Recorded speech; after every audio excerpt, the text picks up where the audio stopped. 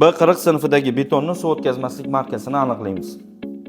Betondagi suv o'tkazmaslik markasi W harfi bilan belgilanadi. Bu uchun ham alohida standart mavjud.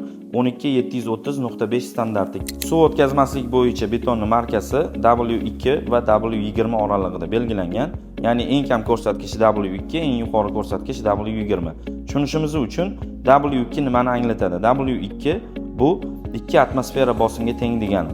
Standartga ko'ra beton namunasining suv o'tkazmaslik markasini aniqlash uchun 3 ta sinov metodikasi ko'rsatilgan. Hozirda biz 3-sinov metodikasi bo'yicha aniqlaymiz.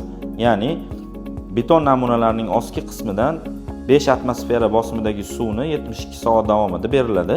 Beton namunalarini sindirib oldik. Standartning talabiga ko'ra har bir namuna 2 ga sindirib olinadi va undagi eng yuqori nuqta belgilanadi, ya'ni suv o'tkazilgan nuqtasi. Birinchi namunamiz 10 mm, ikkinchi namunamiz 15 mm eng yuqori nuqtasi, suv o'tkazilgan nuqtasi. Ularning o'rtacha ko'rsatkichi 12,5 mm ni tashkil etadi. Standartning talabiga ko'ra betonning suv o'tkazmaslik markasi W20 uchun qo'yiladigan talab shuki, suv o'tkazilgan qalinligi 20 mm gacha bo'lsa, bu W20 ga teng degani.